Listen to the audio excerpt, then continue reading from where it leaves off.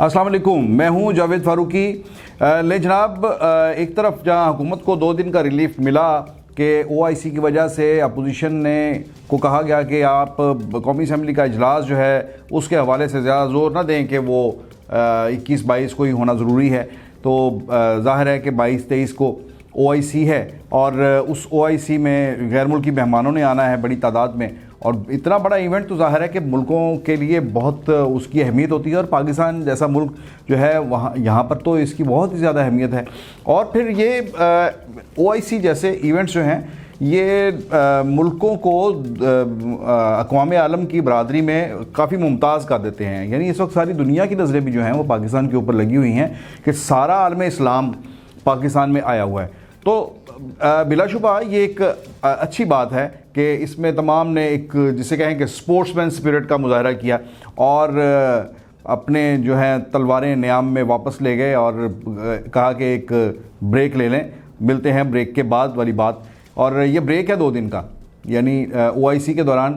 किसी किस्म की कोई लड़ाई झगड़ा नहीं करेंगे और इसमें हुकूमत को एक रिलीफ मिल गया और वज़ीर आज़म जो है वो अपना स्पीच डिलीवर कर रहे हैं OIC में, और इससे इंटरनेशनली अपने आप को जो एक मौका मिल रहा है उन्हें अपने आप अपनी प्रोजेक्शन का। लेकिन उसके साथ साथ अपोजिशन जो है वो अपने काम पे लगी हुई है। वो एक हुकूमत ने जो सुप्रीम कोर्ट के अंदर जो एक लेके गए हैं वो रेफरेंस लेके गए हैं, सदारती रेफरेंस बागी अरकान के अहलियत और नाअहलियत के हवाले से, उन्हें डी-सीट करवाने के हवाले से, वो एक संजीदा मामला है इस लिहाज से कि यानी ये इस लिहाज से भी संजीदा हो गया कि ये बहुत ज़्यादा बहस में आ गया। और इस दौरान PTI ने जो कैंपेन चलाई है इन बागी अरकान के हवाले से वो बड़ी ज़ोरदार है और बड़ी जारहाना है। और इस सारे मामले ने मेरी नज़र में तो इस सारे मामले ने बागी अरकान की जो पॉलिटिक्स है और बागी अरकान वाली पॉलिटिक्स जो है इसको थोड़ा सा गंदा किया है। और मैं ये समझता हूँ कि ये मौलाना फजलुर रहमान की वो बात बिल्कुल दुरुस्त थी। जब वो मियाँ शहबाज शरीफ के घर आए थे तो हमने उनसे पूछा था कि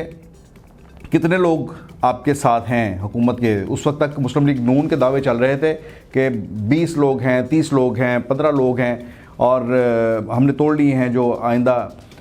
हुकूमत को तहरीक अदम एतमाद में हमारे साथ खड़े होने वाले हैं। लेकिन मौलाना फजलुर रहमान ने उस वक्त सख्ती से इस बात की जो है वो मुखालफत की थी प्रेस कॉन्फ्रेंस के अंदर, और उन्होंने कहा कि हम किसी इंडिविजुअल को टच नहीं करेंगे बल्कि हम हुकूमती इत्तेहादियों को कायल करने की कोशिश करेंगे कि वो हुकूमत का साथ छोड़ दें। हम उन्हें बताएंगे कि ये हुकूमत इस काबिल नहीं है कि इसके साथ मज़ीद चला जाए, और आएँ हमारे साथ आएँ और हम हुकूमत के ख़िलाफ़ तहरीक अदम एतमाद ला रहे हैं, हमारा साथ दें।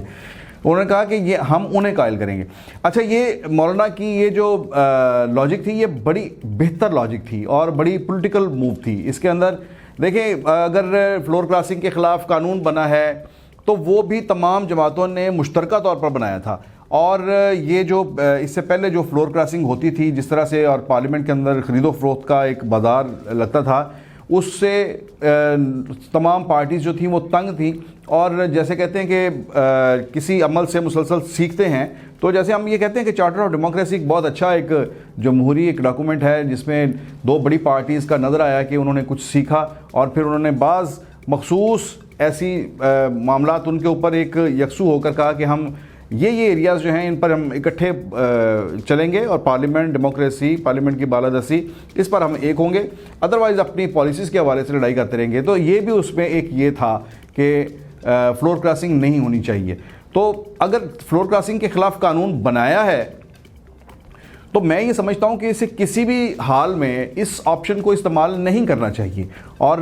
ये बेहतर है कि जो मौलाना फजलुर रहमान ने कहा कि हम इत्तेहादी जमातों से बात करेंगे। सो गोया ये पिछले 4-5 दिन के अंदर सिंध हाउस में भी जो कुछ हुआ और उसके बाद जितना भी था, PTI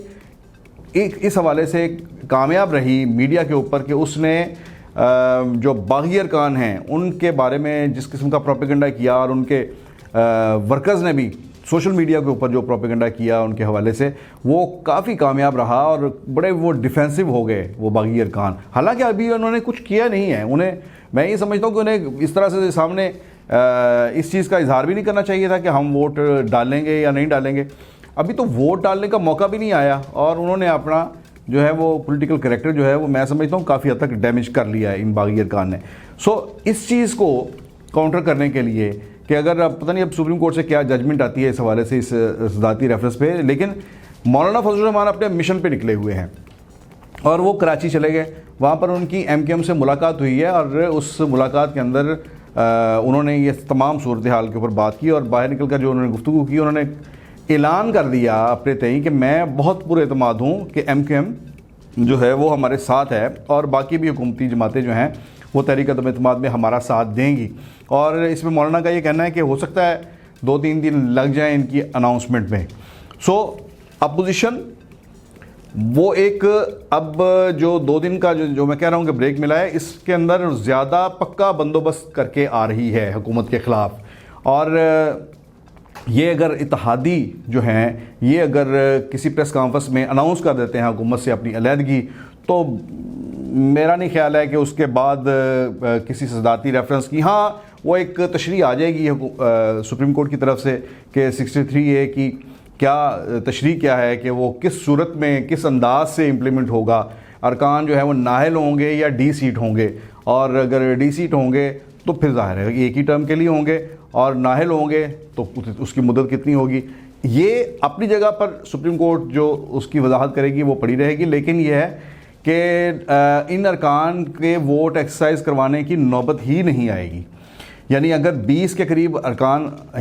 इत्तेहादी जमातों के ये अलग हो जाते हैं तो फिर ऑटोमेटिकली हुकूमत की जो अक्सरियत है वो पार्लियामेंट के अंदर नहीं रहती और वो जो है वो इक़्तिदार से अलग होना पड़ेगा कप्तान साहब को। एक तो ये मामला है। दूसरा, इसी 22-23 के रौले में, इसी गलगले के अंदर मियां नवाज शरीफ ने एक और छक्का मारा है। वो छक्का ये मारा है कि उन्होंने कावे मूसवी जो ब्रॉडशीट के चीफ एग्जीक्यूटिव हैं, उन्होंने लंदन से एक बयान जारी किया है और वो बयान बहुत ही कम्प्रिहेंसिव बयान है और ये ऐसे समझे कि एक ऐसी कंपनी और एक ऐसा फ्रीक इस तमाम मुद्दे का इस तमाम तनाज़े का कि नवाज शरीफ के ख़िलाफ़ जितनी भी वो करप्शन की जितनी स्टोरी थी उसमें ब्रॉडशीट के हवाले से उसे तमाम इख्तियार दिया गया था, उसके साथ कॉन्ट्रैक्ट किया गया कि वो बाहर करप्शन का माल ढूंढेगा मियां नवाज शरीफ का। तो उसके CEO कावे मूसवी ने स्टेटमेंट जारी कर दिया। उन्होंने कहा जी कि मैं एक सिंगल पेनी, 1 रुपया भी जो है वो नवाज शरीफ के नाजायज़ दौलत का ढूंढ नहीं सका और ये कहीं पर कोई नवाज शरीफ के ख़िलाफ़ कोई ऐसा सबूत नहीं मिला। और पिछले 20 साल से 25 साल से जो नवाज शरीफ के ख़िलाफ़ जो कुछ भी केसेस जो चलाए जा रहे हैं वो उस कावे मूसवी ने तो यहाँ तक कह दिया कि तमाम सियासी इंतकाम पर मबनी है ये, और परवेज़ मुशर्रफ ने पहले और अब इमरान खान ने इन्होंने सियासी इंतकाम के लिए इन चीज़ों को इस्तेमाल किया। और फिर सबसे बड़ी बात, कावे मूसवी ने जो बहुत बड़ी एक स्टेटमेंट दे दी, उसने पाकिस्तान के अंदर जो अकाउंटेबिलिटी का एहतसाब का सबसे बड़ा इदारा एहतसाब का नैब, नेशनल अकाउंटेबिलिटी ब्यूरो, उसे कह दिया कि ये करप्ट इदारा है। यानी जिस इदारे ने करप्शन ख़त्म करनी है उस इदारे को ही उसने करप्ट करार दे दिया और कहा कि ये तमाम जो है वो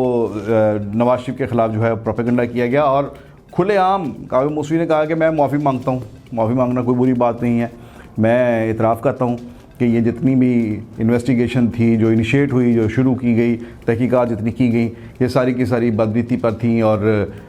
मियां नवाज शरीफ जो है इनोसेंट है। अब इतना बड़ा मियां नवाज शरीफ ने जो है ये अनाउंसमेंट एक ऐसे बंदे से करवा दी कि जो एज़ एक थर्ड पार्टी जो इस सारे एहतसाब के अमल के अंदर हुकूमत उसकी खिदमात से जो है उसने ली और लाखों करोड़ों डॉलर उसे पे किए इन तमाम केसेस के ऊपर। अब सवाल ये भी पैदा होगा कि अगर उसी शख्स ने ये कह दिया कि ये केसेस गलत थे, तो फिर इन तमाम केसेस को बनाने के ऊपर जितना कौम का पैसा खर्च हुआ है, ये अब केसेस जो हैं इसके हवाले से केस क्या बनेगा और कौन चलाएगा और किसके ख़िलाफ़ चलाएगा,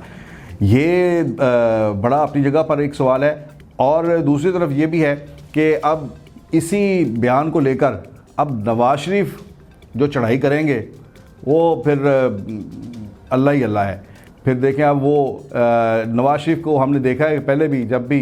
सियासत में उन्हें आउट करने की कोशिश की जाती है, तो उनका कमबैक इसी तरह से होता है। अब पता नहीं क्या उनके पास कितना ताकतवर आदमी है यार ये नवाज शरीफ के, उससे जब भी हाथ डाला जाता है ऐसे करके वो जैसे पहलवान ने जिस्म पे तेल मलाओ तो निकल जाता है हाथों से, ऐसे वो हर बार निकल भी जाते हैं और फिर उनका कमबैक भी होता है, तमाम केसेस भी ख़त्म हो जाते हैं और दोबारा हुक्मरान भी बन जाते हैं। अब फिल्म ऐसे लगता है दोबारा